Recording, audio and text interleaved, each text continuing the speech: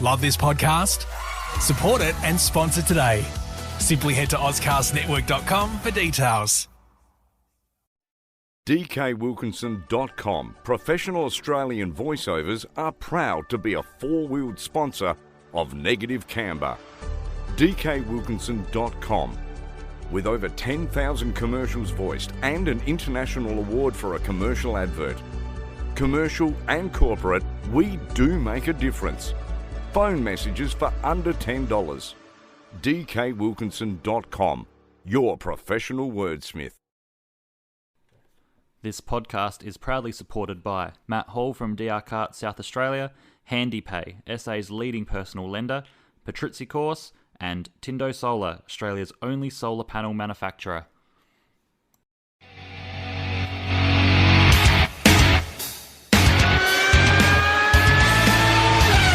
Now on Radio Italia Uno, it's time for Negative Camber, the official motorsport show of Scuderia Ferrari Club Adelaide. This is the opportunity that Senna's looking for, and he's going through. Ouch! Oh my goodness, this is fantastic! With Jamie and Leigh, from karting to Formula One, we have news, interviews, and the lowdown on all the latest events in the motorsport world. Get my gloves and steering wheel. Gloves! Mark, gloves! Steering wheel. Gloves and steering wheel, yeah. Come on! Move! Right now on Radio Italia Uno, 87.6 FM. Good evening, everyone, and welcome to Negative Camber in the studios of Radio Italia Uno, 87.6 FM. Hello, everyone. I hope you're having a great day. Our first show in daylight saving, so I look outside the window and it's still daylight. And when I also look to my right is the quite handsome, charming Leigh Harrison. How are you, my friend? I'm very well. You've been full of pleasantries for me tonight. It's kind of overwhelming. Well, the truth be told is that I had a can of Musashi energy drink. And Musashi, so you've ditched the Bang? I just wanted to try something different. I wanted to compare the quality of Bang to some of Musashi's best. Trader. I'm still flying. I'm pinging. Yeah, Give me a glow stick, mate. I'm flying. But no, it's a great day. It's sunny. It's kind of thrown me a bit. I'm used to driving here in the dark and needed to, make a quick dash back inside to grab my sunglasses on the way in. This daylight savings thing takes a bit of adjusting. It has. I think I'm still catching up on my sleep. The older I get, the more sleep I crave. But at the same token, I don't get that luxury anymore. So with the kids, but I feel your pain there, brother. I was lucky enough that the kids and Shay, my wife, went off to the in-laws last night for a sleepover. So I had the bed all to myself and had one of the best night's sleep I've had in a long time. It was really, really good. I'm thankful for that because I had a massive weekend, so it was nice to have a good night's sleep. We've also been babysitting my mother-in-law's little puppy. It's 16 weeks old, so have fun with it, mate. Not having to get up at 5 o'clock every morning and 2 o'clock every morning to take it outside for its toiletries was quite relaxing last night. Oh, I bet. Starfish position in bed as well. Pretty much, yeah. Spread eagle, as much room as I want Formula One on. It was It was quite the night. Yeah, speaking of Formula One, we have a massive show tonight, ladies and gents and kiddies. We've got 2 Grand Prix to cover, 2 MotoGP races to cover, a state karting championship to cover, and probably not much else after that. So we'll have to get cracking into it. But before we get into the nitty gritty, you at the track today, mate? What'd you get up to? Yeah, I was at Malala for Circuit XLs, the driving standards advisor again for the Circuit XLs there. It was a busy day. You can see my stack of paperwork sitting here in front of me that I've got to go through over the next couple of nights to write up my race report. But it was nice and sunny out there. The weather was supposed to be pretty shocking. It was raining and blowing a gale when I first left the house this morning, but by the time racing sort of commenced, the sun was shining and it's been a pleasant day. So what did you get up to with the weekend? You were at the karting and all that sort of stuff? Yes, I played the role of president and then social media coordinator. So I went to Monarto yesterday for the South Australian Karting Championships just to cheer on the girls and Scuderia Ferrari Club members and friends and associates, etc. But then also played quasi social media man in disguise to help Adam out, who wasn't able to make the track for the whole weekend. So it was great. Adam sort of walks around the pit lane at Southerns in particular in the Scuderia Adelaide uniform. So I actually dressed quite similar to him, even though there's probably about a foot difference in height. Only a foot, you reckon? Only a foot. maybe half a foot. But it's very powerful because they see the phone out in front of me. I have the sunnies on, they have the cap on, and everyone just parts away and just lets me do my thing. That's good. Very powerful stuff. But good thing about having I love my new phone, my Oppo, my X3 Pro, and that it's got this whiz-bang camera that is like the quality of, and the pixelation means I can pull all sorts of trickery. So I took some quite arty-farty shots for ads, but then also did some stuff that you may have seen with the Ocean Eyes and all that sort of stuff on social media as well. So, so you're thinking of a career change then, chief photographer or something like that? No, I'm not gonna do that to ads. He does a great job for Southern Go-Kart Club. I got more than enough on my plate to keep me busy. So, yeah, I guess for me, I've been very busy in the background, being club president of Scuderia Ferrari Club, clearly. So I've been doing some early submission work for some grants, in particular for sporting club stuff. But some really exciting news, which I wanted to share last week, was the relationship that we've struck with the SAE Australasia. So who they are, you ask? Well, a bit of a background story. Sam Lacazzino, who is located in Victoria, is actually one of the, if I remember his job correctly, and quote me on this one, Sam, because he does actually listen to the show. He's either one of the senior managers or he's like a business development manager for the Society of Automotive Engineers Australia. And he hit me up on LinkedIn. Nice. And said that he was a keen listener on the show. He actually found us on Podbean, which is actually the host engine that I do upload the Spotify stuff on. And he actually he started listening to the show because he saw a post that Shay had tagged us in on her professional on LinkedIn. page. Yep. And he wanted to see what it was all about. So the episode that he actually heard was the one when we had Nick Romeo in the studio, and he talked about how he wanted to get into engineering and all that sort of stuff. And so he started to listen to a few of the episodes, and then really liked what we've done with Oceana and Ileana and the team, and the junior development side of it.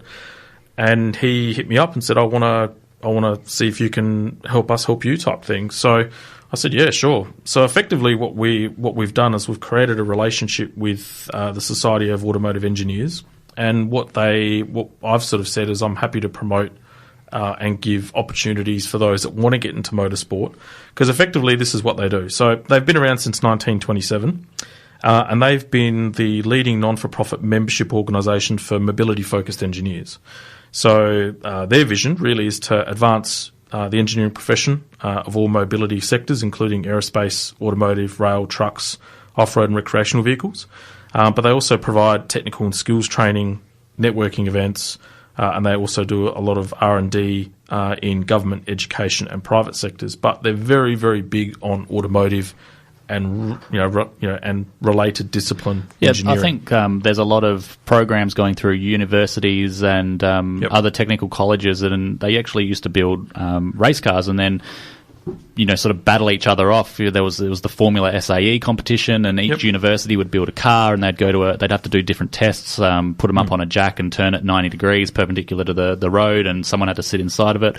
Yeah, very, very interesting program, and something that, very, very cool. Yeah, and that's exactly what they do. They actually sort of facilitate that event. So what they've started to do is introduce webinars to the club, and I start to then distribute that through as a mailing list and allow members and or friends or family, etc., or people that are listening to the show, an opportunity to get involved in the webinars and understand that there is a career in motorsport, in particular here in South Australia or within Australia, and there's opportunities to further your career if you want to go down that path from an engineering front. So what I wanted to do was actually quickly announce a webinar that they've got, which is coming up on the 13th of October, which is how to build a race car with Mark Cars Australia and Pace Innovations. So for those that follow the Bathurst 12 Hour, you would have seen in the past a Ford Focus with a V8 motor in it, and then also Paul Morris and a couple of other drivers racing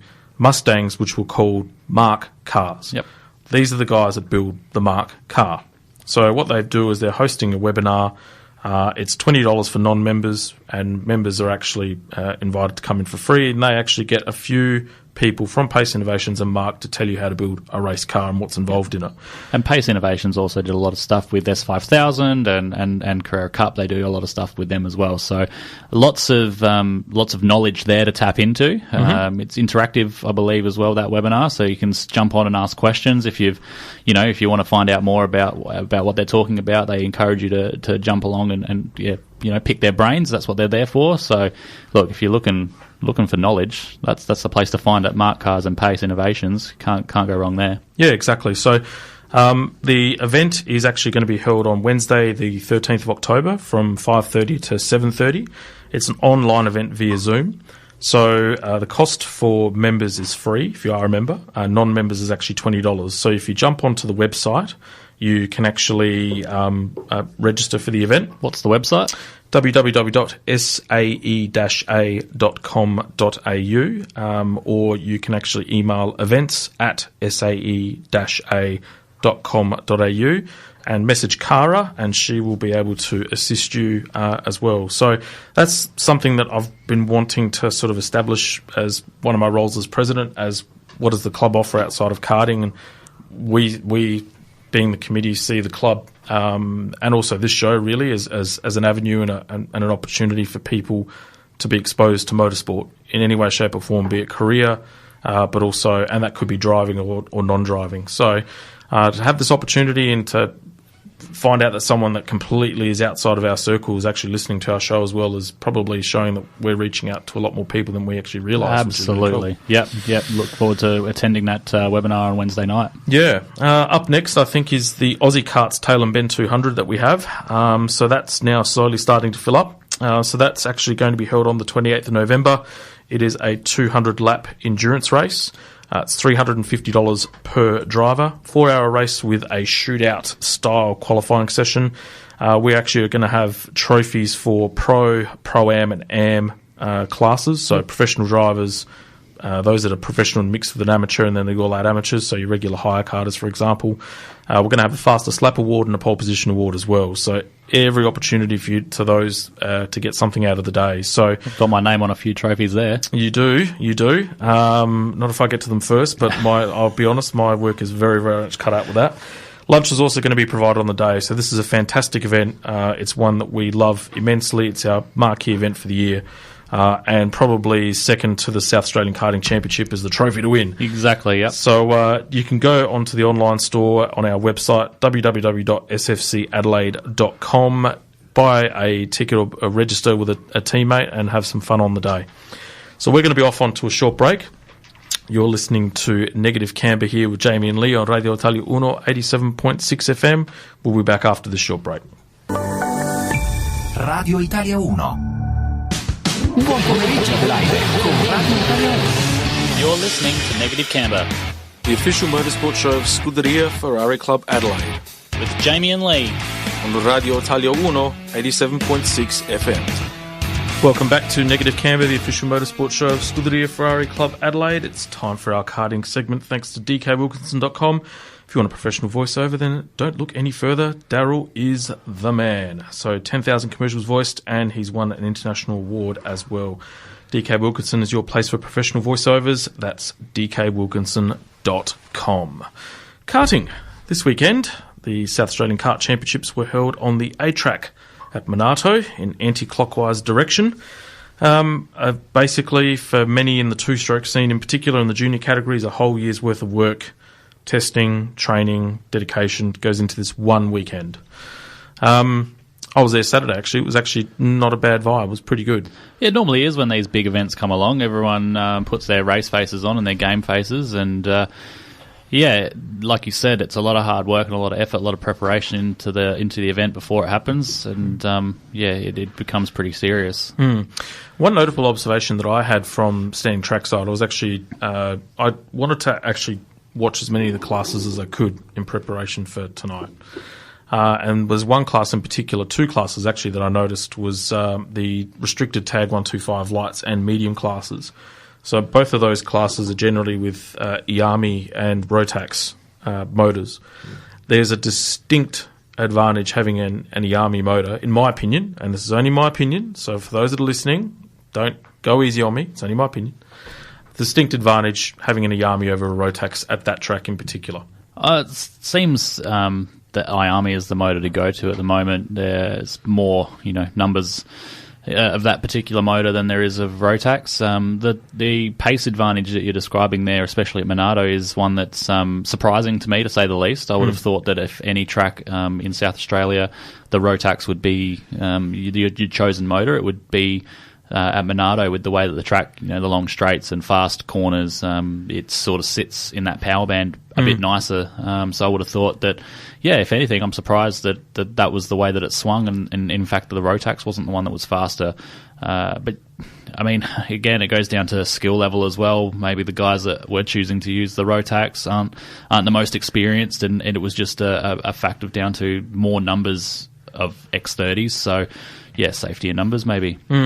Maybe. It was the biggest takeaway for me that I noticed was actually I stood pretty much under the control tower there, the recently redeveloped control tower. So all the guys at Monarto that redid that, they did a great job. Props to them. It was need a bit of love and TLC, and they got on with that. So props to the committee there. But it was just the rev difference. Like the Iami probably sounded almost 2,000 or 3,000 revs higher than the Rotax. The Rotax was like this low, this drawl as it came past, and the Army was just like how a two-stroke should sound. Yeah, well, they've got different, exhaust notes anyway from standard, and the way that the power valve works with the Rotax, it does make it sound a bit different. So it can, I suppose, make the Rotax sound a bit dull, but I wouldn't have imagined it would be a 2,000 or 3,000 rev difference in the engines. It would have been close.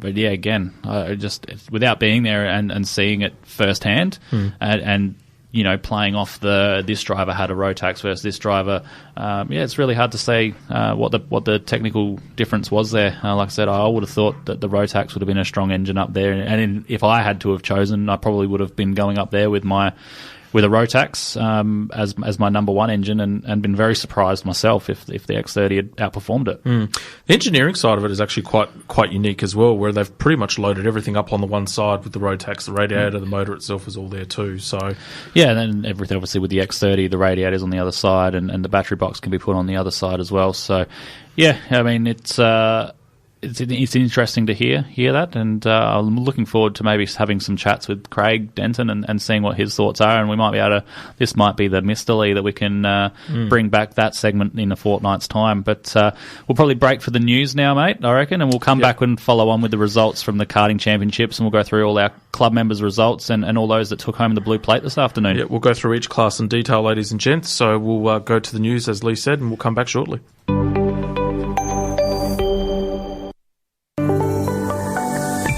Radio Italia 1. You're listening to Negative Camber, the official motorsport show of Scuderia Ferrari Club Adelaide, with Jamie and Leigh on Radio Italia 1, 87.6 FM. Welcome back to Negative Camber, the official motorsport show of Scuderia Ferrari Club Adelaide. It is just gone past 7:30, and now we start to run through the results of the South Australian Karting Championship held at Monarto this weekend. So along the way, we'll actually cross over and touch on what our members have actually done who raced as well. And it was, as usual, as every race weekend, I would say ups and downs, highs and lows. But I think overall, pretty much everyone was a worthy winner over the course of the weekend. One of the big takeaways that I saw and noted when I was there yesterday, generally the racing was of very high quality, and there was minimum fuss on track. That's good. So from what I've heard. Yep. So, which I think is good. What we need to do, and it's actually funny because I bumped into Kip Foster yesterday as well. So hello, Kip, another keen listener. He made the trek over from interstate, and we were talking about his championship win in WA. And we had a conversation during the week, and he sent me a link, and I watched all of the WA championship, skipped all the relevant races, etc. So, some of the racing in terms of the inability to overtake cleanly was pretty horrifying, to be honest with you. There was a lot of bumping and shoving and malarkey going on. At WA? Yeah. Yep. Yeah.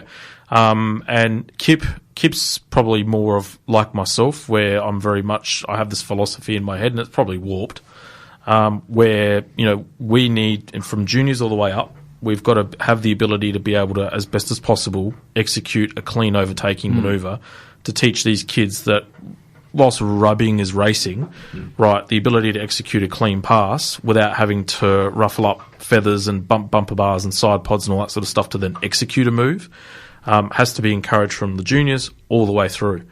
That was clearly the opposite in WA, which was something that annoyed Kip a lot, and it's something that I feel as a karting community we need to enforce, because those habits are developed from juniors. The parents then pass those for little kids on as well, and you give those kids a bad habit from the beginning all the way through up to the top. And so we've got you can't do it in F1. You get a little bit of tapping and rubbing and stuff like that in the V8 supercars, and touring car racing is probably a little bit different. But it also minimises the risk to walk away with a potential serious injury. All right, so Jay Lemura, I think, is going to help Kip Foster advocate that change. But yeah, we've got to tidy the racing up and make it clean for everyone. And that's nationwide, not just targeting in particular. That's my thoughts. With the officials as well. Like, it's up to the officials and drivers to put a protest in. So there's something gone wrong along the line where drivers don't want to put a protest in because they feel like nothing's getting done about them, or the stewards don't want to put a protest in. So, yeah, look, you got my support. If we should definitely clean up the racing. I deal with it now on a weekly, well, basically a monthly basis out at the XLs, and most of the guys come from kart racing to XLs and think they can rub door panels with each other, and I'm busy trying to stamp that out as well. So it doesn't sort of stop at karting. It's right through the ranks, and that's where they learn it though. But it's that philosophy and that mindset of being able to. I mean, I'll give you a good example. So Heat 1, Race 1 in WA, Kip has come from a kart length back, has outbraked his opponent. I can't remember who the driver was. Right, wheel to wheel. No contact. There's probably millimetres in it. He executes a clean manoeuvre, and I stood back and I was watching this on Chromecast, and I'm like, no, that's a damn good manoeuvre. I actually sent him a message straight away saying, mate, Heat 1, Race 1, superb, fantastic, props to you, right? Then I see some of the other races in the heat, and he's just getting bumped and jostled and pushed around and driven offline and this, that, the other, right? Hey, boys, come on. That's what happens when you're that good, though. Like as good as Kip Foster, people feel like the only way they can beat you is if they punt you off the track. We've all been there. Yeah, I know. And look, Kip's the first one to say that he's actually driven like that in the past. Yeah, he doesn't drive like that now. He's very clean. Yeah, something that he wasn't proud of. Yeah.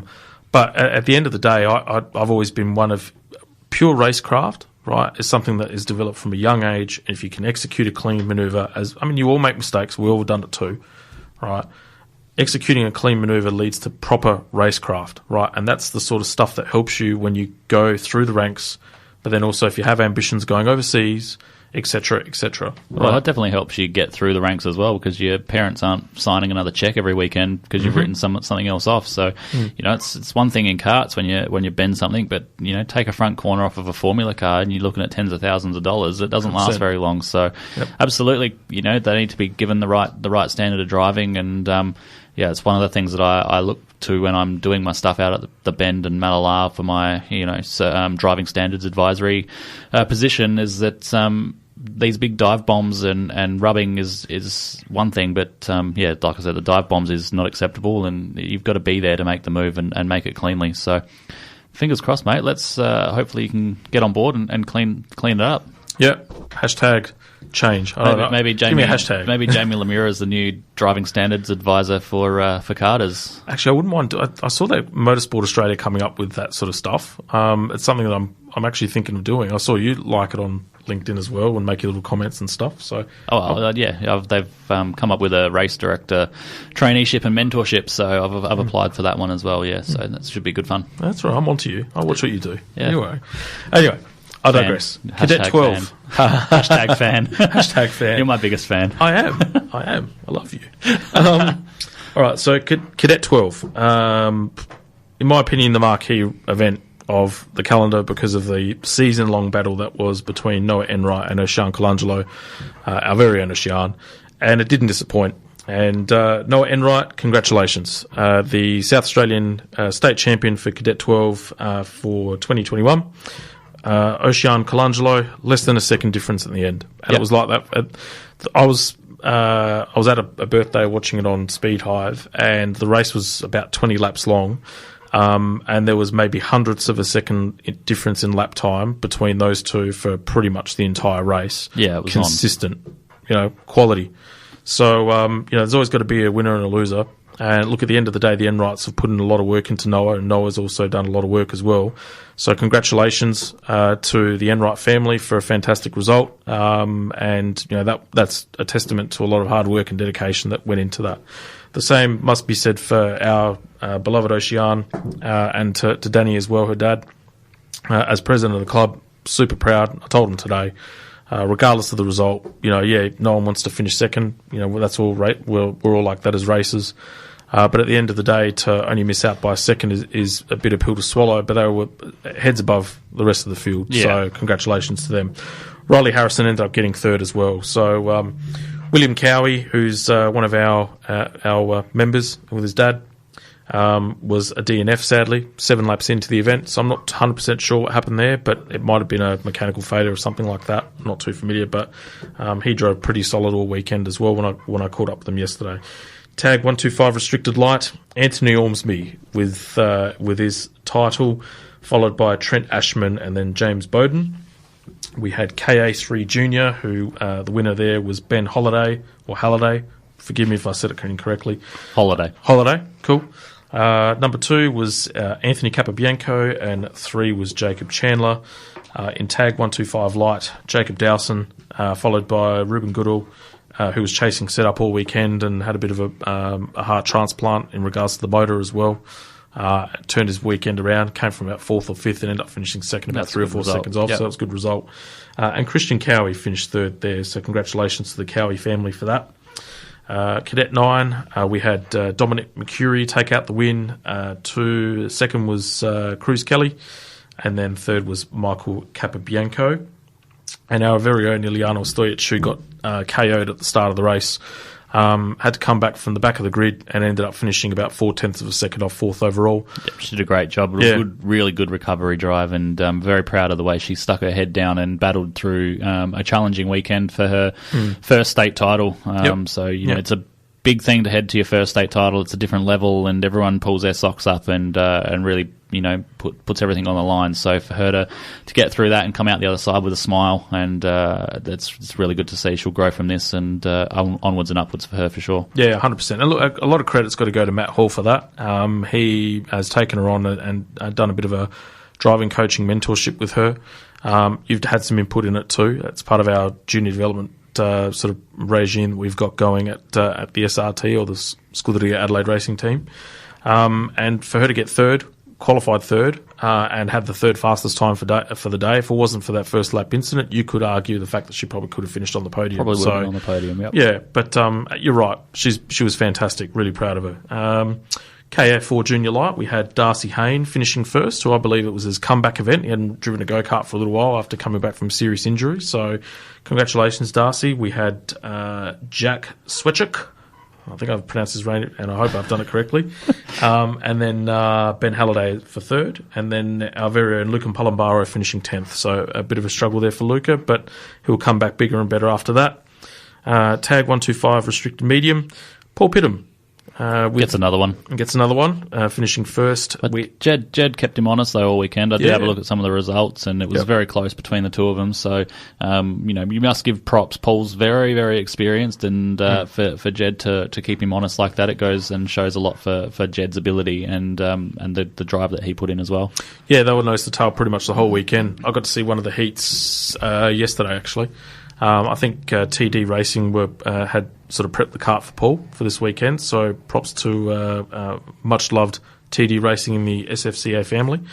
I haven't heard back from Craig yet. He was meant to give me a race report, so I'm not going to put in too much detail because 95% of the time I'll get my facts incorrect more than likely. So I'll wait for Craig to get back to me on that one.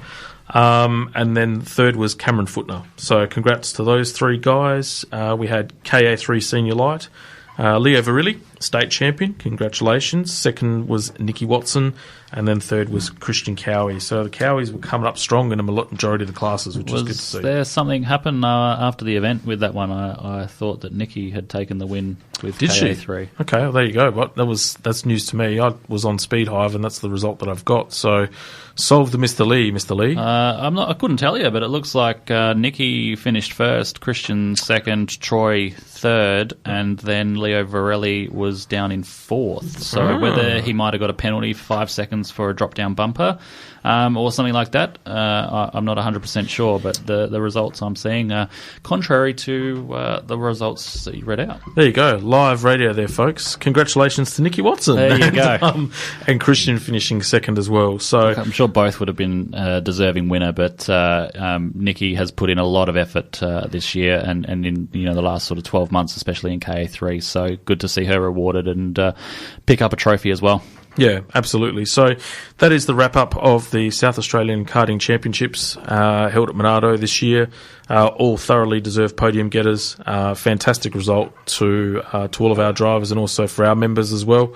We'll hopefully go one better next year, and maybe we can have some state title winners in our team moving forward. But all good. Yep. We are going to be off to a break. We're back with Formula One, so a lot to cover in Formula One. Heaps. So we'll head off to a break and come back after these messages. You're listening to Radio Italia Uno 87.6 FM.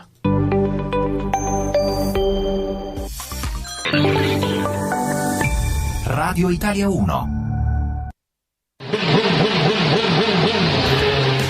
You're listening to Negative Camber The official motorsport show of Scuderia Ferrari Club Adelaide.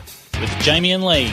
On Radio Italia Uno 87.6 FM. Welcome back to Negative Camber, the official motorsport show of Scuderia Ferrari Club Adelaide. That was our karting segment, thanks to DKWilkinson.com. If you want a professional voiceover, then don't look any further. Daryl's the man. 10,000 commercials voiced. He's won an international award as well. DK Wilkinson is your place for professional voiceovers, and that's DKWilkinson.com. Now, F1. Well, let's start. So we'll talk about Monza. Monza. So about a month ago, we had the second or the final of the triple headers? The second of the triple headers. Second of the triple headers, yeah.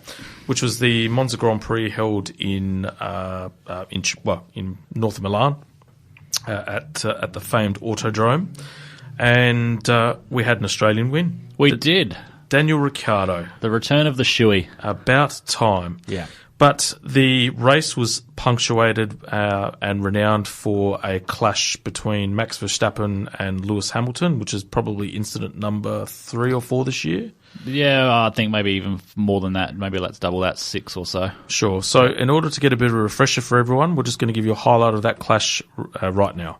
Hamilton comes out onto the racetrack now, and is he going to be ahead of Lando Norris? That's the big key. No, he's not. And there's Max Verstappen right behind Hamilton into the first chicane. Once again, it's wheel to wheel. Hamilton and Verstappen, and this time Verstappen and Hamilton have crashed out, and they are both out. As Hamilton came from his pit stop, rejoined the racetrack, Lando Norris was ahead, and in their desperation to stay ahead and to get ahead, the two championship protagonists have taken each other out of the Italian Grand Prix. Hamilton on the right hand side, coming out of the pit lane, moves across. Did Verstappen have enough space in the initial part of that chicane? And then did he try and get a bit cheeky in the second part? Max hasn't done anything wrong there. It was fair enough to go around the outside. Lewis can't cross over until the white line finishes. Max's car hit the rollover hoop of Lewis's car. Yeah. That's where the damage has come from. He hits the sausage curb as well. That's what throws him back into the path of Lewis and then up into the air when his car makes contact with the Mercedes. That's what you get when you don't leave the space. Yes, interesting. Very interesting. Before we get into that talking point, we'll cover the results. So Daniel Ricciardo was first, and let's not let the incident take the gloss off how good that drive was too. Let's not take the fact that even without the incident, Daniel Ricciardo was a 95% chance going to win that race anyway. Oh, superb. Yeah. He drove really, really well. And it was so good to see. Because we've kind of poured some hot water on him this year, but haven't really, have we? We've tried to make excuses for him. No, we've just tried to, help the listeners understand what the struggle was, and he's becoming more one with that car, and it's starting to show. The results are starting to come. Yeah, absolutely. Second was Lando Norris. Third was Valtteri Bottas. Cracking drive from Valtteri, and we'll touch on that a little bit in my winners and losers segment. Fourth was Charles Leclerc. Fifth was Sergio Perez. Sixth, Carlos Sainz. Seventh, Lance Stroll. Eighth, Fernando Alonso. Ninth, George Russell. And 10th, Esteban Ocon. So, we know what the stewards ruled in favour of, and it was against Max in that clash. What was your take on it? I agree. Yep. 100% agree, and I've had the discussion with upteenth amount of people. I remember that the next morning I had to... Actually, first I must apologise to my lovely wife, who was enjoying a rather peaceful sleep by the sounds of it during that race. Was she dreaming of Toto? More than likely dreaming of Toto. Her yes, yep. heavy breathing while she was sleeping makes me think so. But apologies there, Shay. But she was heavily awoken through my screams of excitement when the incident took place. I've lost my train of thought now, but sorry. I think you were speaking about Toto. Hello, sorry. Mark Aston. How are you? Yes. Very well, thank you. I'm really interested in Toto now. Yeah, Toto. Anyway, that's enough from me. Thank you for joining. Very good, and my wife wishes I spoke like Toto. But yeah, in favour of Max. That's right. I agree. I was at the car service, getting the car serviced on Monday, and I was fielding upteenth amount of messages with people trying to show that Max was wrong and didn't deserve his penalty. And I sort of just turned around and said, look, all drivers have the have to actively avoid an incident, and you look at the amount of times that Lewis has actively avoided an incident this year with Max running him wide on the... And it happened on lap 1 of this Grand Prix going into the second chicane. Yep. Lewis had to take to the runoff area to actively avoid a collision. If they didn't, then Lewis would have been colliding with Max, and that race would have been over on lap 1 for the both of them. Max didn't decide to do that. Max decided to actively drive to the scene of a crash. So there has to be some repercussion for that. And I think, like I explained to everybody, it was line ball. They both had an opportunity to avoid that incident, but at the end of the day, enough's enough. It is on the lower end of the spectrum. A 3-place grid penalty for the next race is the lowest of penalties that you can give somebody when they haven't finished a race. And when you look at that in respect to the incident with Silverstone and Lewis getting a 10-second penalty, that's harsher, because they could have given Lewis a 5-second penalty. So when you look at the way that the penalties were adjudicated and the way that they were handed out, Lewis was penalised harder than what Max was. Yep. Max could have got 5, he could have got 10, he could have got rear field. Lewis could have got a drive-through, he could have got a stop and go, he could have got 15-second penalty. So in that respect, I think the stewards have got it completely bang on.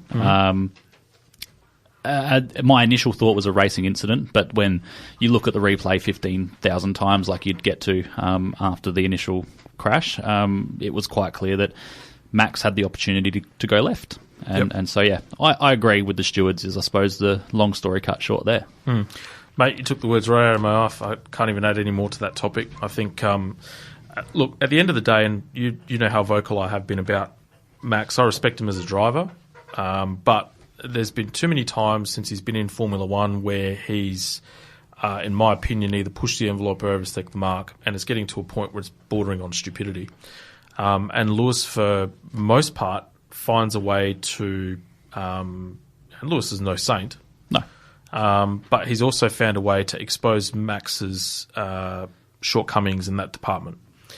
And it's highlighted by that. Yep. And I think what happened at Monza was coming again, as we've seen it, and I guarantee it will happen again. Yeah, it's not over. Yeah, it's not over. It will happen again.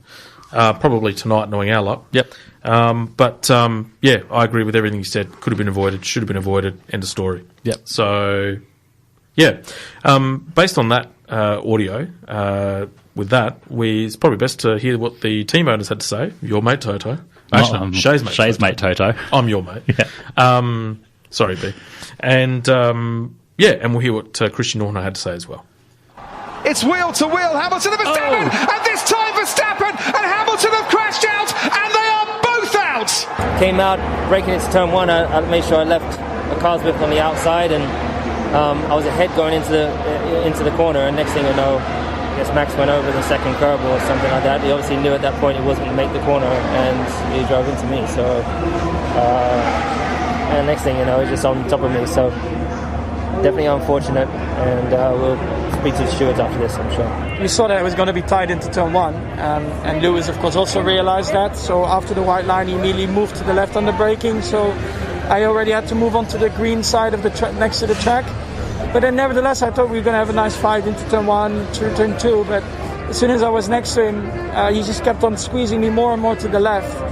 And I still thought, we'll just have enough space to make it into turn two. But unfortunately, he ran me a bit too much out of road. So then I clipped the sausage curb, and that's why we touched.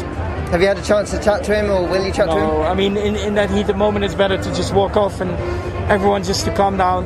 I'm sure we'll talk about it. Well, it's been brewing all season, this fantastic title scrap between Verstappen and Hamilton. They have come to blows on more than one occasion. This, though, the first time they've both taken each other out of the race. I think they're racing for the biggest prize in the sport, so they know what's at stake. So I think that today, I think was, as I say, you can argue both sides. I think that Max earned the right to have more space. So it's a racing incident. It's a track that's incredibly difficult to pass at. So obviously very disappointed to lose a car. When you see them turning in there and Max jumping straight over the sausage curb into the car, the stewards will make a verdict, and I'm going to be okay with the verdict. Do you plan to have a chat with Christian about this? Because there's there's a lot of friction between your two drivers at the moment. Yeah, it's clear they're battling for the World Championship, and we've seen that in the past when it's so tight that these things can happen. There you have it.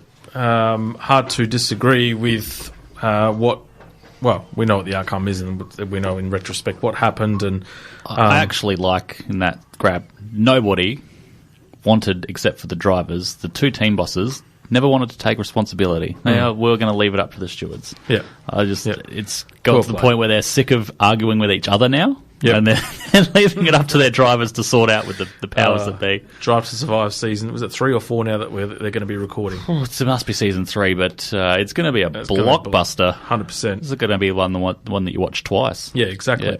Yeah. There were some key notes to take out, which we'll cover now before we head off to another break.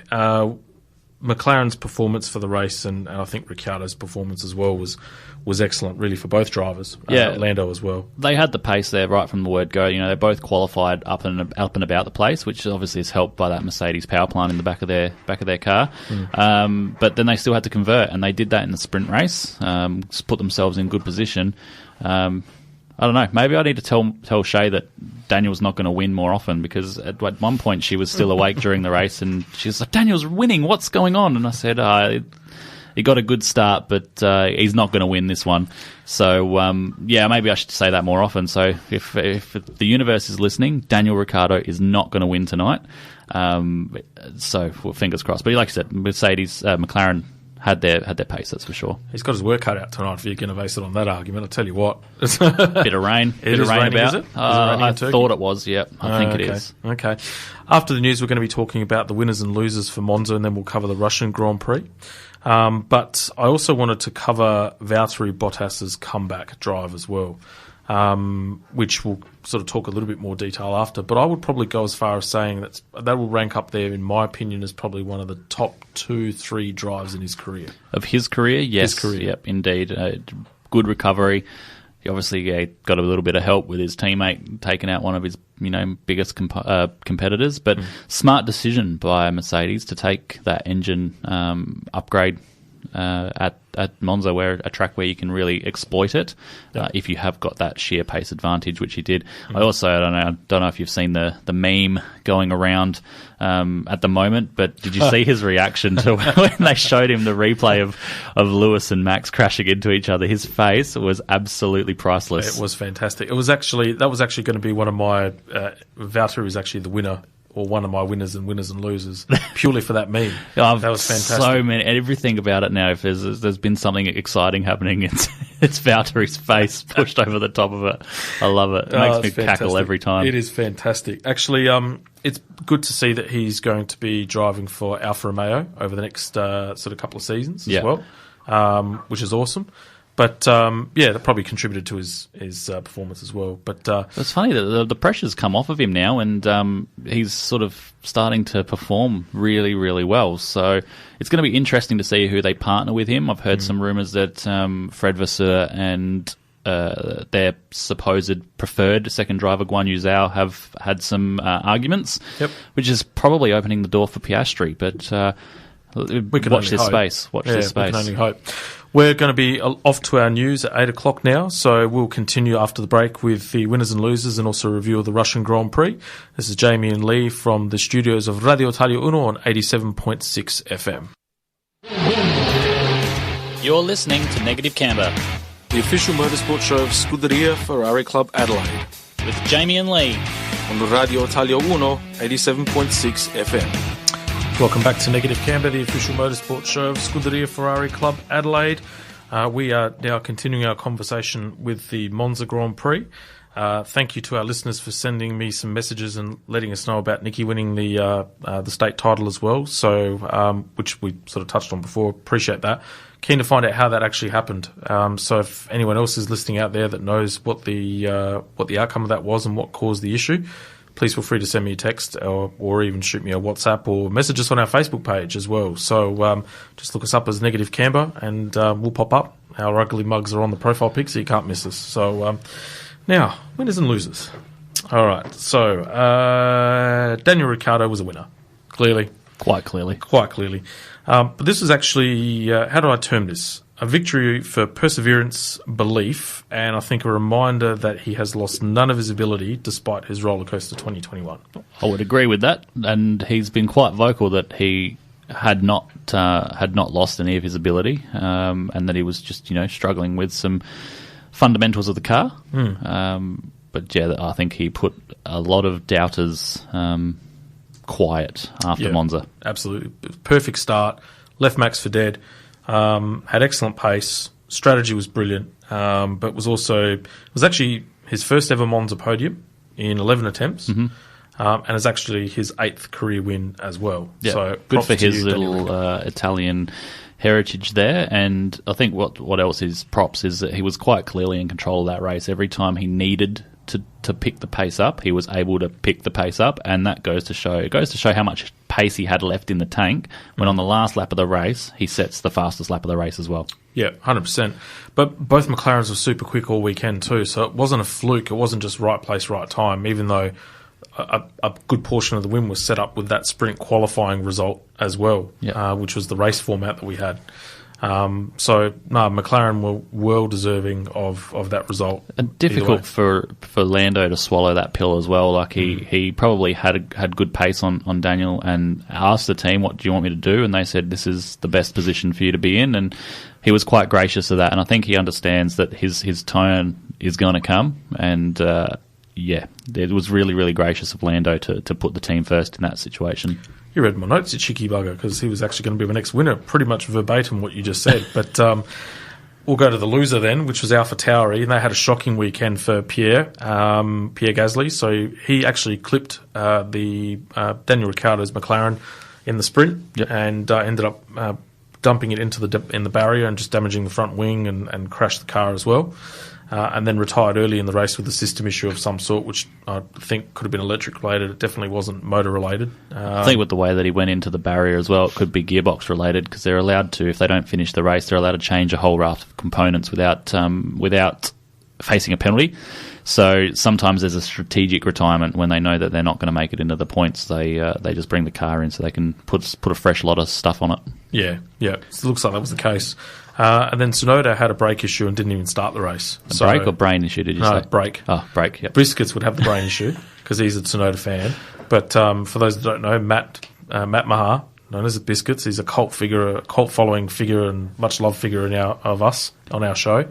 For those that want to know who Biscuits is, just refer to our previous issue on our Spotify channel. There's actually a pod dedicated with him. I think, what do we call it? I think it was Dipping the Biscuit. Dipping the Biscuit. Dipping the Biscuit. So that's one of the episodes there, and you'll get to know the mystique and the myth that is Biscuits. Loves a Japanese driver, though. Does, absolutely. The winner, Lando Norris. So fine performance in qualifying and race to take second. Best finish in his career. Best result of 2021. This is Monza, by the way. So highlight was his team first attitude in the race when he questioned if the positions were going to remain the same given championship order and that sort of thing, but took it on the chin and played a great team role, so props to him. Loser, Max Verstappen. I thought you were going to say Zach Brown and Lando there for having to do a shoey on the podium. I like seeing that. I thought it was pretty cool. Yeah, I thought of you. You did? I did, because he talked about having a shoey for the Tail and Bend event in a few months' time, in a month's time. But I don't want to see Zach Brown in a wet T-shirt competition ever again. That was his. That's once is more than enough for me. Christ. Too. Yeah, exactly. Max, the loser. A weekend of highs and lows for Max. Entered the weekend knowing Mercedes had the performance edge. However, Hamilton's tardy start in the sprint race and Bottas's penalties meant he inherited pole. So lost the start to Ricciardo, had the 20-second pit stop due to a locked wheel nut, and then the collision in which the stewards deemed him at fault. So not a great weekend for Maximus. Winner, McLaren, 170 Grand Prix. So first time since Brazil 2012 where they secured their last win. Was the second... It's actually the second longest interval, I think, behind Ferrari, if I'm correct, between wins in F1 history.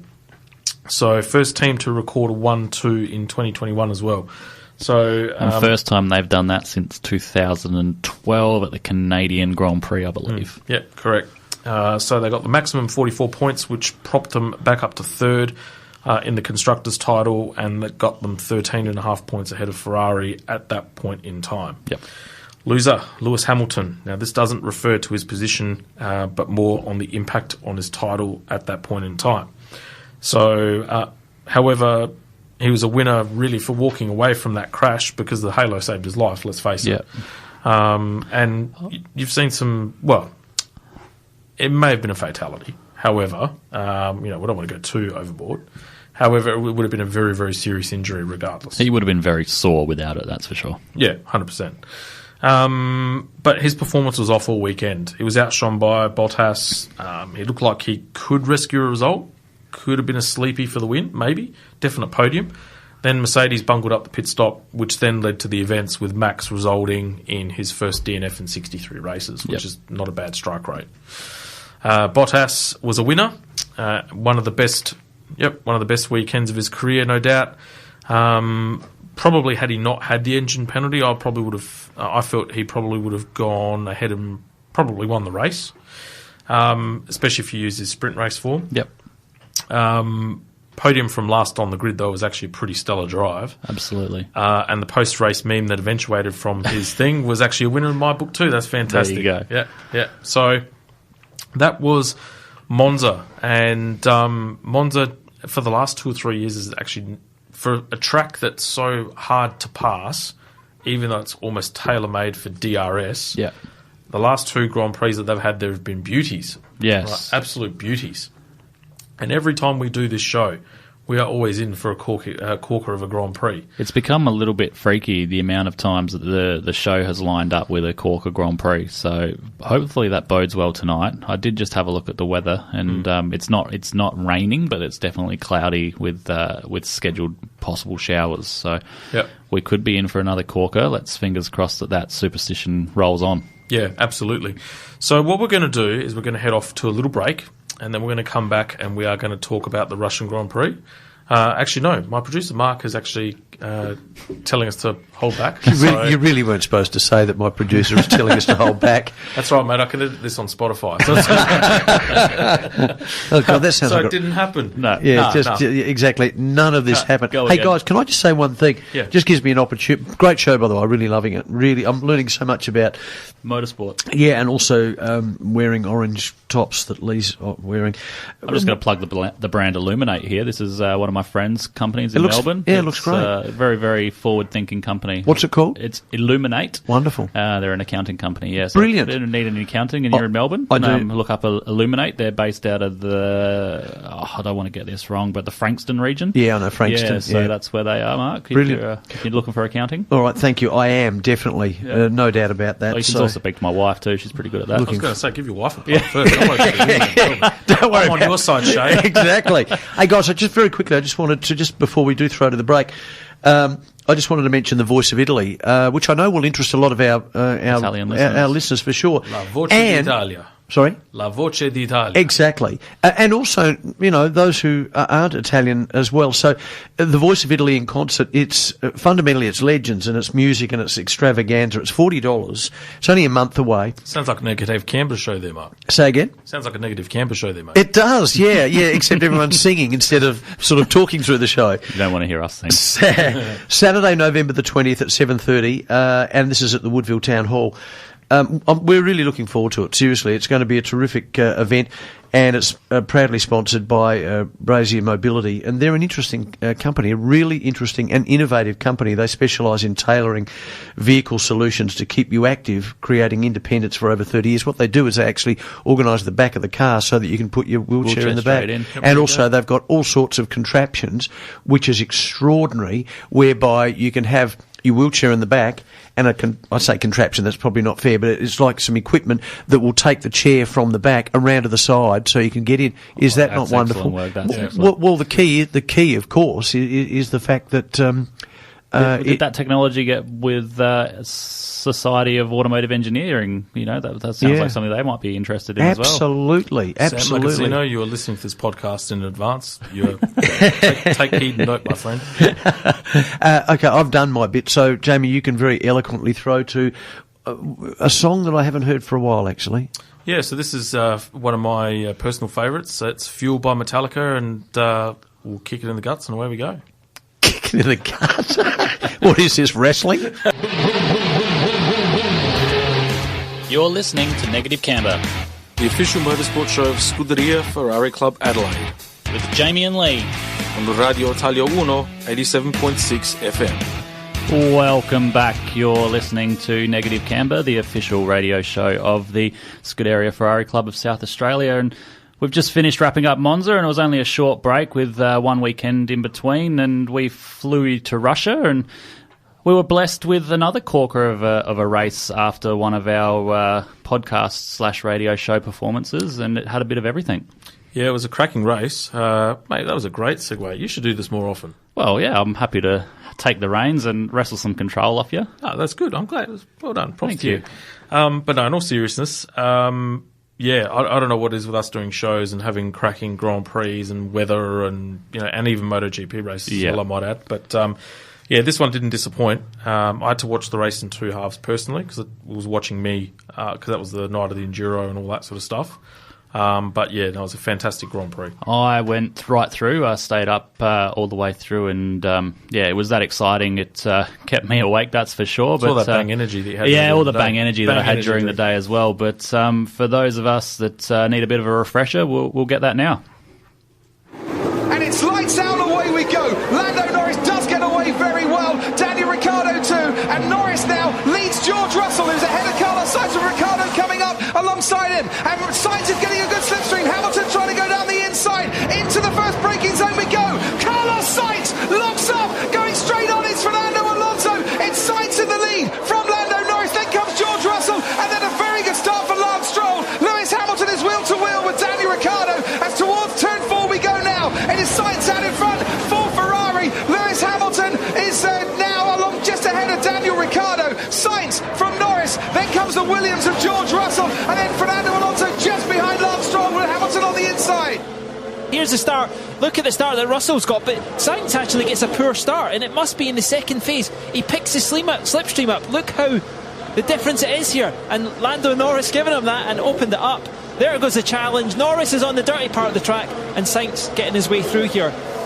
Now Here comes Hamilton, round turn 3. He's taking the long way round as he got the momentum to try and squeeze ahead. As into turn 4 they go. Hamilton has got past Fernando Alonso and made a move up into 6th place. on board now with Max Verstappen. Is he going down the inside? He's going to try, you know, and he's going to succeed as well. Verstappen has cleared Valtteri Bottas. That's a big move for Max Verstappen in the championship battle. Whoa! Verstappen was trying an opportunist move down the inside there and had to back out, but he has got ahead of Charles Leclerc, who goes wide. Verstappen can see what is going on ahead as Leclerc goes down the inside of Vettel, goes too deep. Vettel thinks, I'll get you back, thank you very much indeed. And now Verstappen is just going to go on the inside, and they might have touched, you know. Norris leads the race. Lando Norris has got past Carlos Sainz. He's been trying for a while, dropped back just a touch, complained about his tyres, but has now managed to get enough grip to put the brakes on late enough to get past Carlos Sainz and go on to take the lead of this race. Got it. Daniel Ricciardo, I think, is the McLaren. Oh, they're slow. It's a slow pit stop, Crofty.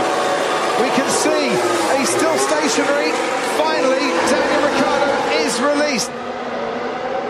But Hamilton did the pits. Karun, take us through the pit stop. And Red Bull in the pits as well, Crofty. We got Red Bull mechanics with a set of the medium tyres there. Hamilton is in and out as the Red Bull is getting service at the same time. It's a bit slower there for Max Verstappen as he comes back out. Okay, Lando, we will be boxing this lap. We are going to box this lap. Confirm. So Norris now stops and they get to work. Tyres service nicely, and that's a much more efficient, faster stop for Lando Norris, who can come back out onto the track again. He'll be behind Charles Leclerc down that main straight. Hamilton has got fresher tyres and he's got better pace than Carlos Sainz, and into the first braking zone they go. At turn 2, Hamilton makes the move on Carlos Sainz. Mercedes is absolutely rapid in a straight line, isn't it? Lewis, you can win this race. We'll see how Alonso got past Verstappen. And now we approach the part of the track where we're near the seafront, where it is going to be at its wettest. You can see the rain signs there. Hamilton is getting so much closer to Lando Norris. These next two corners are really critical as Lando Norris goes wide. And you can see just how slippy it is for both Norris and for Hamilton. Norris hasn't got as much experience in this sort of situation. Hamilton has. Now what's going to win out? This is the part of the track where it's wet. Do you stay out in slicks? Do you stop for inters? What do you do? Because you're going to benefit later in the lap. You can see they've already got the grip back. So if you're Verstappen, do you gamble? Do you fit the inters? Of course, Red Bull will be watching that. The rain is increasing out there on the track. What's Vettel done? Is Vettel having a spin? Well, that's his teammate, Lance Stroll, just ahead of him. Whoa! And Stroll, wandering over to the left-hand side, puts his teammate into the wall. As that broke the steering arm on Stroll's car, if we watch. Well, no, they both got away with it. Perfect. Lando, what do you think about it, Inter? What do you think about it in Inter? No! Now, is that the right decision or the wrong decision? We'll only find out at the checkered flag. What Hamilton loses by making this pit stop, will he be able to make up as Norris continues to struggle out on the track? And all the lap times have got that much slower. Damage for Lance Stroll as he slides his way off the circuit and into the barriers. Yeah, he managed to get out, but you can see... And that might have been an earlier moment with Pierre Gasly. And it's now just 4 seconds between Norris and Hamilton. Verstappen could finish P2 here. And Hamilton takes the lead of the race as Lando Norris slides off the track and avoids the barriers, manages to keep going, but Hamilton takes the lead. Meanwhile, Max Verstappen, who's on the intermediate tyres, is making his way through the field. This is how the lead swapped hands. Absolutely incredible. I feel so sorry for Norris. He had everything. But that's the benefit of being second. You can hang it out or go forward. Has he crossed the line? Is he going to get another penalty? No, you can't come back. And he's gone back into the pits, and that is going to earn him a penalty. For Lewis Hamilton and his personal milestone, he is going to become the first ever driver to reach 100 victories in Formula One. Brazil and their amazing world champions have only ever produced 106 victories between them. Hamilton is going to get 100. He came into this race as a gladiator. He finds the checkered flag Centurion, Lewis Hamilton. It's 100 race victories. He wins the Russian Grand Prix and he retakes the championship lead. Get in there, Lewis. That's it, mate. That's the 100. Yeah, well reacted at the end there, Lewis. Beautiful drive, mate. Great effort, guys. That was hard work, man. It's taken us a long time to get that 100. But so grateful for all of you, for all the work back in the factory and here. Thanks so much for not giving up on me. Well done, Lewis. Great job, man. Really well done. Behind the top 5, Fernando Alonso. So there you have it. That's a bit of a recap on the Russian GP. So everyone's up to date, and we'll go through the results with Lewis Hamilton there taking his 100th Grand Prix victory, the only man to reach that mark so far in Formula One history. Verstappen, rear of the grid to second. What an absolutely fantastic drive. Helped out there with the weather. I was going to say a little bit fortuitous, but props. Yep, you got to be in it to win it though.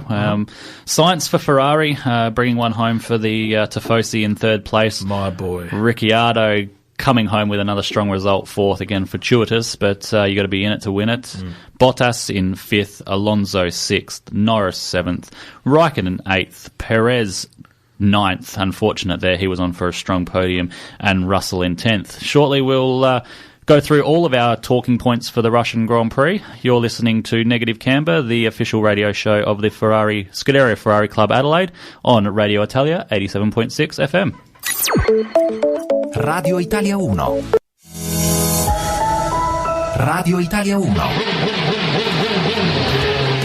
You're listening to Negative Camber, the official motorsport show of Scuderia Ferrari Club Adelaide, with Jamie and Leigh on Radio Italia 1, 87.6 FM. And welcome back to Negative Camber, the official radio show of the Scuderia Ferrari Club Adelaide. Well, the Russian Grand Prix radio show was had, epic Grand Prix was had, and I suppose the massive talking point with the Russian Grand Prix was the unexpected downpour with what became 6 laps to go, which changed dramatically the outcome of the race.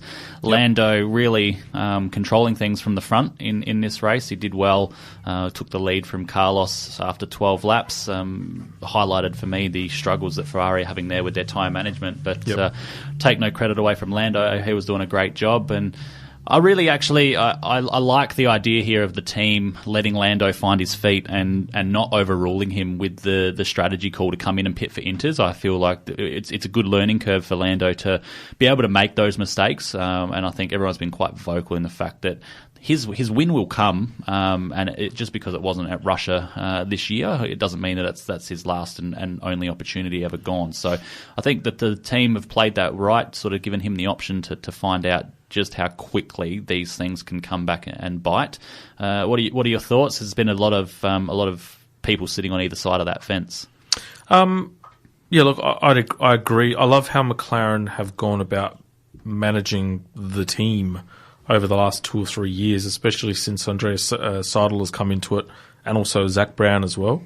I think had it been me, I would have gone in with inters. Yeah, because you've got to race wet tyres for wet conditions. We've gone down that road before, haven't we? And he'd thrown it off a couple of times before, even Lewis. They both were nearly in the fence at turn 4, the lap before Lewis pitted. So there was reason to pit, I suppose. Yep, I think it's look, Lando. There's no doubt he would have learnt from that, 100%. Whether it's a trust the engineers issue, because there's that whole driver versus the driver feeling the track and the car debate, right? And then inner belief.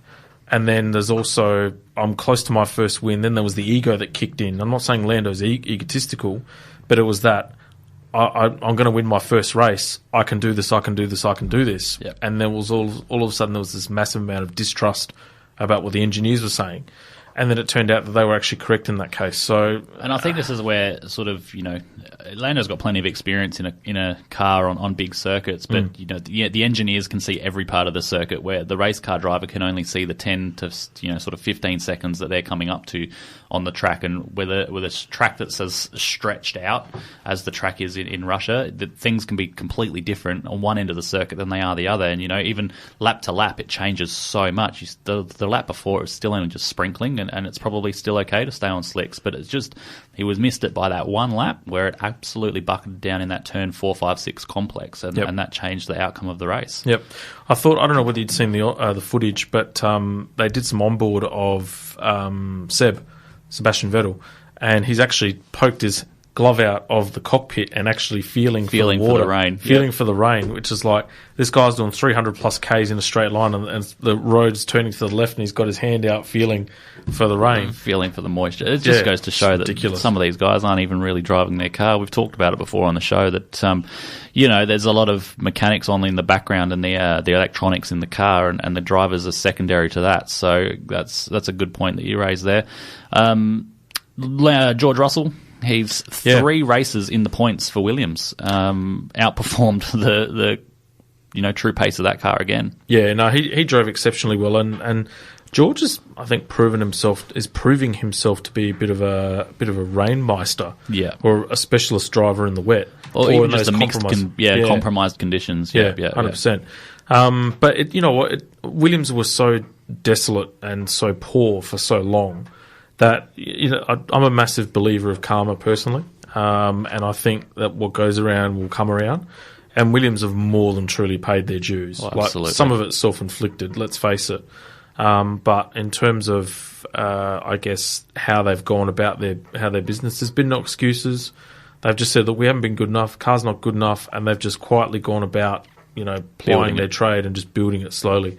And when you've got Jos Capito running the ship, and then you've got advisors like, say, Jenson Button and all that sort of stuff, they're really starting to build a bit of a brains trust there. Definitely some strong people that they can lean on, and you've seen a marked improvement even in the sort of the second third of this season. They've coming along in leaps and bounds, but what I'm most excited about is seeing George Russell go up against Lewis Hamilton next season. It would be very interesting, especially because it's Lewis being seen as Lewis, and obviously George being a British driver, Lewis is seen as God. But then at the same token, you've got someone like George Russell who has clearly got pace. And so I almost see it as Damon Hill, Jacques Villeneuve, right, of 96 championship season. And then obviously it will come down to the quality of the car, because we are talking about a vastly different platform next year. But I liken it to being like Jacques was. I mean, I love Jacques. He's one of my favourites. And but he came onto that season with a bang and pushed Damon Hill all the way. And I can see the same thing happening. But at the same token, how much authority and how much line drawing in the sand has Lewis actually done in that team to make sure that whilst he's there, he is top dog? Yeah, it's going to be an interesting dynamic to play out, and hopefully George obviously gets the respect that he's deserved of with the performances that he's putting in this season. And we should talk about your boy Sainz. You would have been a very, very proud Sainz supporter seeing those first 12 laps. If only the people could see the smile that I have on my face right now when I think of that man. It's fantastic. No, look, he was superb. You know what? The ironic thing about all of that was that Leclerc that weekend debuted the revised power plant with the extra horsepower and all that sort of stuff. Yeah. And King Carlos was still running the old unit.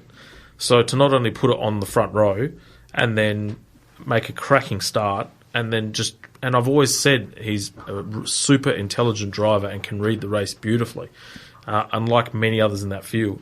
And he proved it again. Yeah. And a cracking drive. Yeah. So he actually is one of my winners in my winners and losers list. Oh, I was surprised at Charles's turnaround in comment in the lead up to the race when they were talking about the new hybrid system for the power unit. He was not expecting, too much of a step or too much of a performance gain out of it. But he sure changed his tune after Sunday's race. He was on for the sort of top 5 or 6, but he was another one of those guys that took the gamble to stick out on slicks, and it really cost him a whole bunch of points. He would have been up there looking at probably a 4th or 5th place finish if he had pitted at the right time and been right behind his boy Sainz. So it was a marked improvement, and we've seen that again this weekend. They're right up the front. Carlos has taken the new hybrid system here for Turkey as well. So looking forward to seeing Carlos's charge through the field tonight. Yeah, absolutely. Like Ferrari for this Grand Prix and coming up in for Turkey have been superb, but they they've gone about their trade quite quietly this time around. There's been not a lot of hype. They've just been going about their things nicely, just planning for next year. Let's just hope that they actually make the car good for next year and they don't make a lemon. Yeah. Because then all of the hard work that they've put in for this season is not going to amount to anything for next season. No. Looking forward to the dynamic of next season and seeing who put the most effort in. But you touched on it, winners and losers. I'm excited to hear your winners and losers from what was another chaotic Grand Prix, this time in Russia. Yep. Before I go get into that very quickly, we were the winners of witnessing the battle between Seb Vettel and Charles Leclerc for those couple of laps in Russia. And then you throw a sprinkle of Fernando in there as well. I don't know I think I put it up on our Facebook page, but if you get a chance, listeners, type in Vettel versus Leclerc Russia 2021 and you'll see racing at its finest. Absolutely superb. And another thing, you just twigged my memory again. What did you think about Fernando's move on lap 1? Brilliant. Absolutely brilliant, because he actually did it on the out lap or the siding lap as well. It was premeditated. So it was premeditated, but that's Fernando. Now that's what I referred to it earlier, but he actively chose to avoid an incident then by just actively avoiding turn 1 and 2 altogether. Exactly. And the intellect of Fernando, when he's on form, the intellect of his driving ability was that he actually premeditated exactly where he was going to position the car, how fast he was going to position it, and where he was going to come out on track, and just played it beautifully. That just goes to show the intelligence of that guy as well. Just to even have that thought, because it's in the rules and I can do it, so I'm going to do it. And it worked out really well. He avoided a whole bunch of stuff happening on the first corner, didn't get any incidents, and lost no positions. How good can you have it? Yeah, racing IQ. Exactly. One of my favourite terms. Winners, Lewis, no surprise. Wasn't his best weekend, however, found a way to win. So courtesy of some smart driving and a cracking strategy by Mercedes, they pulled a blinder to retake the title lead. So all of a sudden he's overcome the deficit and taken a little bit of momentum. Admittedly, that points gap should have been 12 points, but Max pulled the right card, made the right decision, made the most of the opportunity that was given to him as well. So it was only his second win in the last 11 races up to this point, but 100th career victory. So admittedly, he's had, for the large chunk of that career, he's had the best car. Yeah. But you've still got to make the most of that tool. You've still got to be able to win the race, right? Exactly. You've got to utilise your tool, like you said, and he's had good teammates against him. So, I love my really, really off-field random facts, but did you know that Mercedes, as a manufacturer, have never been beaten in a Russian Grand Prix? They are 100% record in every Russian Grand Prix ever taken place. Yeah, I read about that, and this was the most unlikely win that they were ever going to get. Yep. Here's one for you to bamboozle you. Did you know that this was actually Lewis's first victory from fourth since Hungary 2009? Did you know that this is the first time the Russian Grand Prix has ever been won from outside of third position? We're just full of them tonight. Did you know I'm turning the page and moving on to your next point? So the loser for that was Lando. So botched the chance of victory for not coming into the pits. However, he will learn and he will come back stronger, we hope and we think. So he led the race like a pro, though, and probably should, glass half full, take heart from that.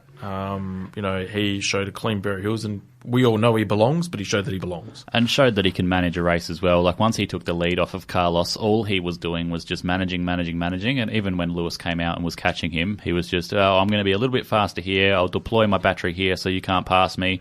And just playing that really smart race. So, again, another kid that's coming up with a huge racing IQ. Yep. Agreed. Winner, Max Verstappen. Damage limitation. Massively. Once it was pretty much clear that he was going to start at the back through the engine penalties and that sort of thing as well. Not in his wildest dreams did he actually expect the race to play out the way that it did, though. Great strategy from Red Bull. You've got to give credit where credit's due. And whilst he lost the title lead, if you're going to lose a title lead and you're only 2.5 points behind, well, hey, you take it. Yeah, he even said himself that when he went to sleep on Saturday night, he was not expecting to wake up Sunday morning and get on the podium. So, like you said, to lose the championship lead at a race where he thought he was going to be, almost outside of the points, to come out 2 points behind, you almost buy yourself a lottery ticket, surely. Yeah, 100%. Absolutely. Loser, Sergio Perez. So Checo raced himself into podium contention and was actually ahead of Max for that weekend on pure performance. Yeah. So made the wrong call, though, on tyres, resulting in a position drop. At the end of the day, stuck on slicks instead of going intermediates. And that actually contributed to Red Bull falling now 33 points behind Mercedes for the Constructors' Championship. Yep. So, winner, my man. Number 55, Carlos Sainz. Another race where he has proven he belongs at Ferrari and does the number 55 proud. God bless him. Cracking start, saw him lead early, and whilst he didn't have the ultimate pace, a combination of strategy, driving, calmness, saw him grab third. So props to him. Yeah, like I said earlier as well, like it's just a shame that we've seen the tyre management not be as great as it should be on the Ferrari. It probably cost him there because he obviously had to pit a little bit earlier. He lost the lead because he was losing too much time on Lando. It could have been an even stronger result, but they said they're working on a power unit for next year, so fingers crossed they've sorted the car out as well. Yeah, that chassis in the last couple of years has been renowned for chewing through tyres. So it's funny though that at Monaco they didn't have such a tyre issue, and that's almost a short version of Russia, much shorter version of Russia. It's also down to the bitumen as well. Yeah. The bitumen's a lot coarser in Russia, so it eats the tyres up. Whereas Monaco, it's a bit smoother. Winner Fernando at his feisty best, and his race start and positioning was, as I said before, first class.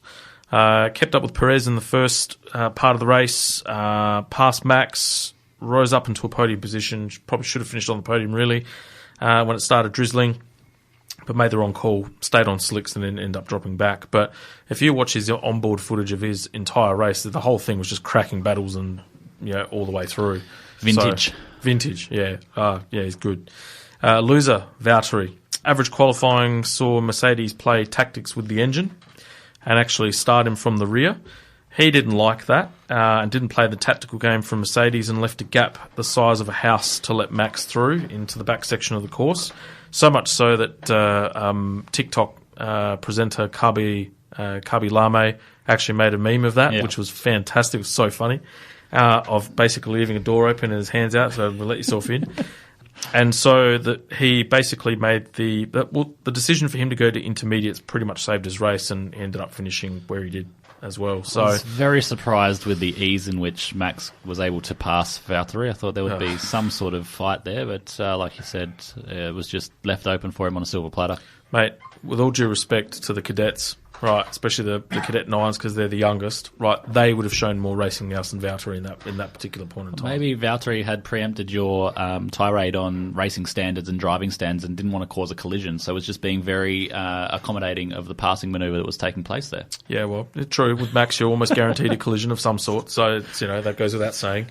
But we're going to head off onto a short break before we do the final stint of Negative Camber for tonight. You're listening to Jamie and Leigh on Radio Italia Uno 87.6 FM.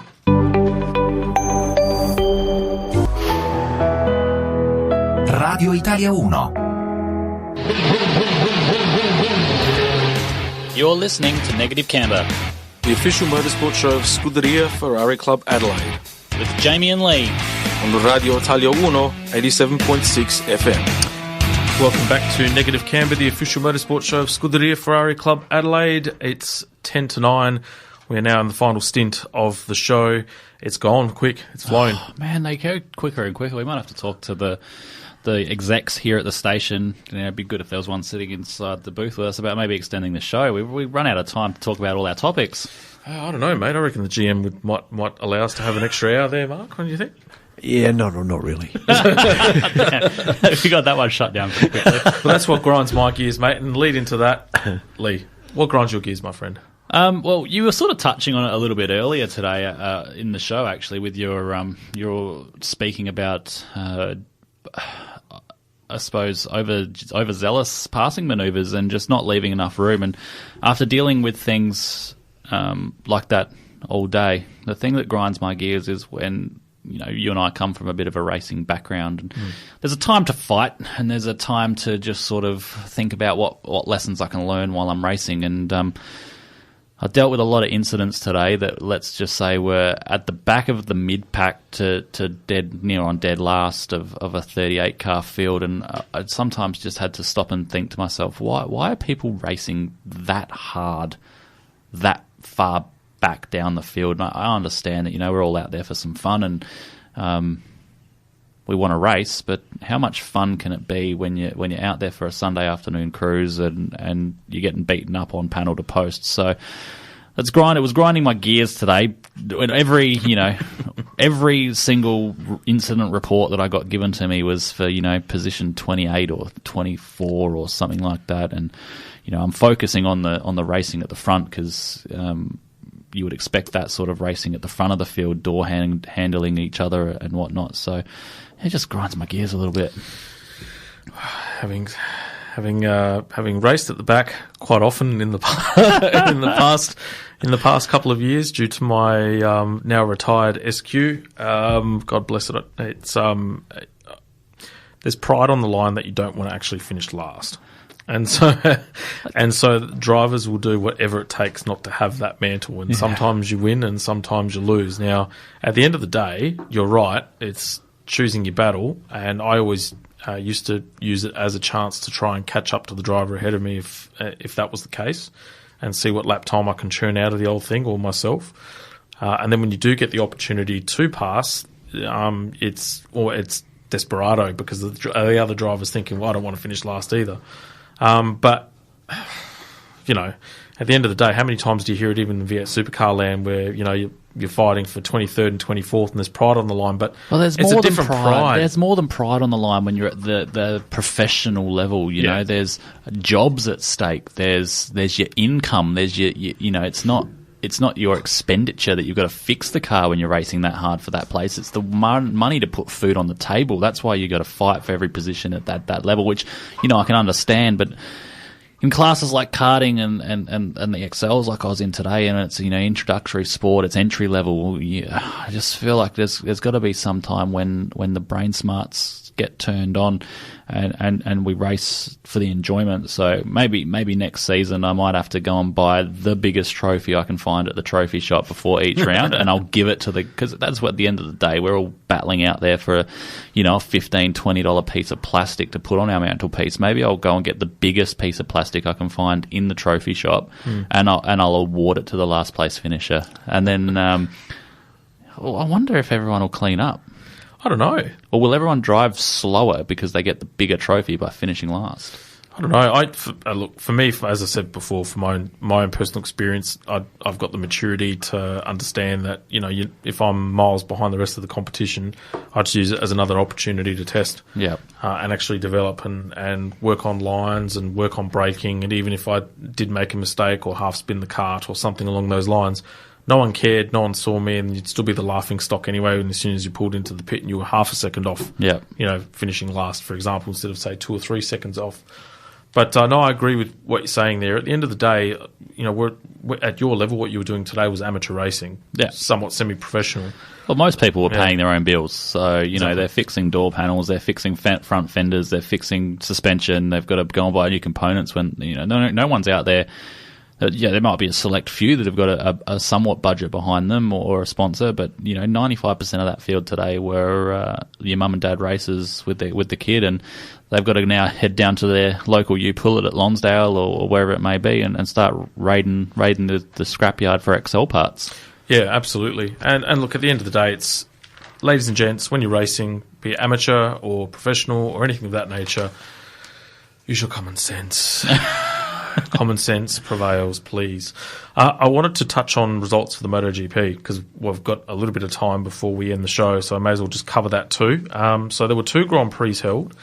We had the San Marino MotoGP, and so the top 10 for that was Francesco Bagnaia, Fabio Quartararo, Enea Bastiani, Marc Marquez in 4th, Jack Miller 5th, Joan Mir in 6th, Pol Espargaro 7th, Alexia Spargaro 8th, Brad Binder 9th, and Taka Nakagami in 10th. For the Valentino Rossi lovers, it was a miserable race, 17th position for that particular event. And the key note from that particular event was Jorge Martin with a DNF where he binned it probably, I think, the first or second lap into the race. What it did show was that I think a little bit of too little too late with Bagnaia for that title run. That was his second or third win on the trot with Ducati as well for that particular event. And he's now discovered what it takes to win. Well, he had it going on pretty early in the season, and it was a straight fight between him and Quartararo initially, but he sort of fell away there in the middle of the season, and it's taken him a few rounds to find his feet. And unfortunately, the few rounds where he was struggling, Quartararo was on a mission and built a very, very tough lead to overcome. Now, it would say. Yeah, 100%. And I think that a lot of the Ducati runners will probably say the same thing, that whatever they were doing with the bike during that mid-season sort of lull was where Fabio really started to capitalise, and that's where the championship really took a turn into his favour. Unfortunately for us, Jack hasn't quite got back on top of the bike yet, so he's still languishing a little bit. Yeah. The event at San Marino also saw the return of Dovizioso for Yamaha SRT to fill in that vacant ride, whilst Franco Morbidelli's gone now back to the factory team. So that was good to see Dovi back. But he was always going to struggle in that event and finish towards the rear. 100%, Yep. Then we had the US MotoGP that was held last week at the Circuit of America in Texas. So we had Marc Marquez in first. So the sheriff of Austin. The sheriff of the Circuit of the Americas. Yeah, the sheriff, and got his 6th win straight as well, which was good. Fabio Quartararo was second. Francesco Bagnaia was third. Alex Rins 4th. He actually finished the race without binning it, which is fantastic. 5th was Jorge Martin in 5th. Then we had Enea Bastiani, who has had a cracking couple of races in the 2-year-old Ducati, in 6th. 7th was Jack Miller, 8th Juan Mir, 9th Brad Binder, and 10th Pol Espargaro. So Marc Marquez dominated the event, and credit to him with a fitting tribute to Nicky Hayden with the American flag or the Texan flag at the end. So props to Marquez, but he's now starting to find a little bit of form now too. Yeah, I think he's coming back from that injury, starting to get a little bit stronger. But again, it was the anti-clockwise circuit, and that's definitely on his preferred side at the moment. So I think I've read a leaked email somewhere that I think Honda have asked for all tracks next year to be turning left, just so that Marquez can win. Yeah. And before we end the show, mate, what was your take on the Mir versus Miller clash? I'm thinking that Mir deserved his penalty. It was a little bit aggressive, audacious to say the least. Yeah, I had to pause there for a little bit. I just didn't want to sound like I was too much sticking up for Jack, so I had to say it the politically correct way. But yeah, audacious at best. It's been the theme for the night. Know how to pass and pass cleanly, and you save yourself a whole lot of embarrassment and trouble. Exactly. In Circuit excels, if you can pass and pass cleanly, it means you don't have to come and talk to me, and that's what a lot of people like. I love coming to talk to you, though. It's great. It's good fun. I would say title over, though. I think Fabio's got it. It's in the bag now. Yeah, looking strong, isn't it? Yeah. Hard to overcome, like we said. Bagnaia can do his best from here, but he has to pretty much win every single one of them. Yep. And so that ends our show for the night, ladies and gents. Hope you enjoyed it. Some of the comedy, that's probably the funniest show we've ever done. I think we should start a comedy act, mate. Yeah, maybe we'll transition into comedy after our motorsport show. Have you got another segment that we can fill up? Maybe we'll take that one too. Actually, Mark's a funny guy too, so between the three of us, we're in for a good time. Yeah, not tonight. But we'll see you in a fortnight, folks. I hope you enjoyed we hope you enjoyed the show. Thank you for listening to Negative Camber on Radio Italia Uno 87.6 FM. Love this podcast? Support it and sponsor today. Simply head to AuscastNetwork.com for details.